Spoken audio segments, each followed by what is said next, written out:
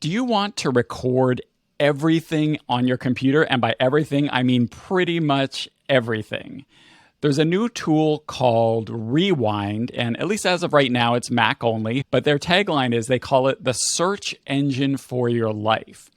It raised $10 million from Andreessen Horowitz, which is one of the biggest VCs firms. So obviously they see something big here. And basically the idea for this app is it's like time tracking on steroids. So there are apps that track what you do on your computer, but this isn't tracking what you do on your computer. This is recording everything, literally recording everything you do on your computer. So it records your screen, it records your mic, it transcribes and OCRs it all, makes it all searchable text so that the idea is you can basically make your entire technology life searchable. You never need to think back and say like, what was that article I read about mountain climbing or whatever? Or what was that tip I read about fixing my Zoom settings? Like, you don't need to go searching around for it in Google or Bing.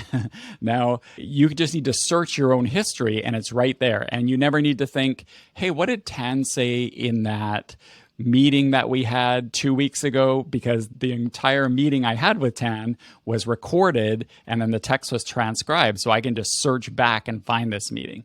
Now, there are, of course, privacy controls. You can choose not to record certain apps. And if you open a private browser tab, it doesn't record that.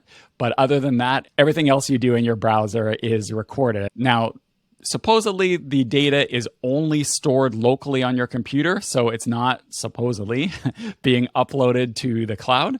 And the data is compressed, so they say it doesn't take too much space on your hard drive. Now, it's not cheap. It's $20 a month, so I would say you really have to be into this stuff to try it out. And there are some legal issues, too, as far as I'm concerned. You know, I said before that it's recording all your meetings, but do you have to give the other people permission that you're recording them? Not exactly sure how that's all going to work. When I've been looking at the reactions to this online, almost 50-50 people are like, this looks awesome. What a great tool. I want to make my life searchable. That's number one.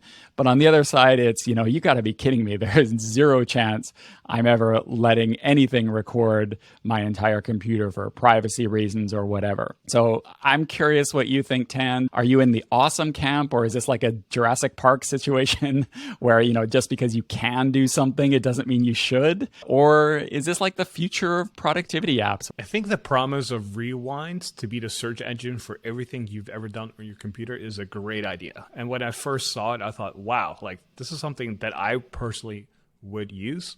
And yes, I do have privacy concerns, and yes, I do have storage concerns. So when I first came across Rewind, I said, okay, let me do some research and figure out how this tool actually works.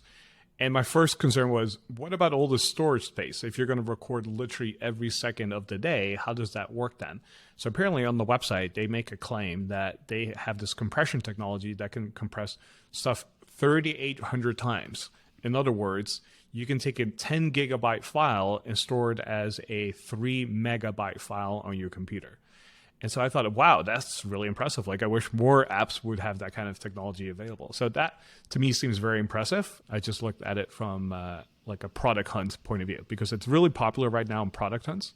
So as I was looking up rewind.ai on Product Hunt, I just noticed all the positive comments, and I went, wow, like a lot of people seem to really like this idea of an app that is literally the search engine for everything you've ever done.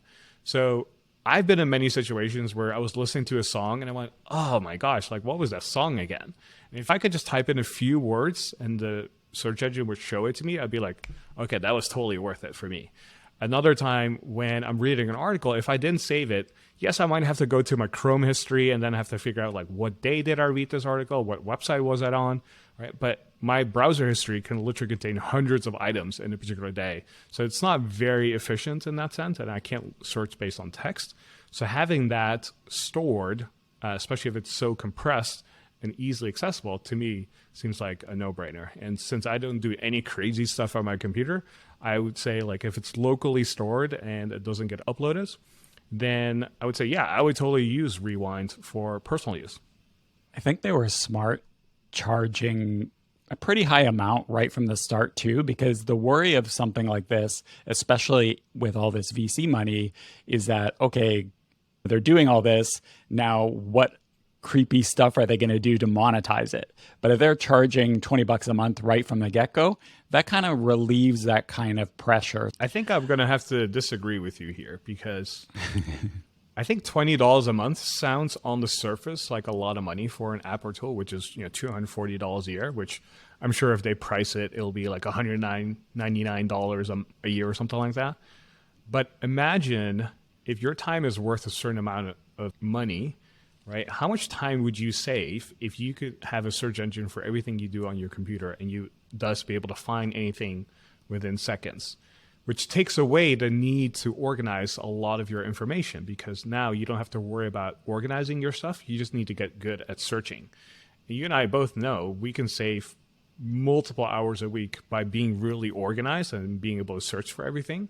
But I think Rewind can take that a step further and go, hey, you don't actually have to organize anything as long as you know what to search for. As long as you know how to use the search parameters, you can probably find anything you need in 5 seconds or less. And I think that promise would make $20 a month like a no-brainer to me.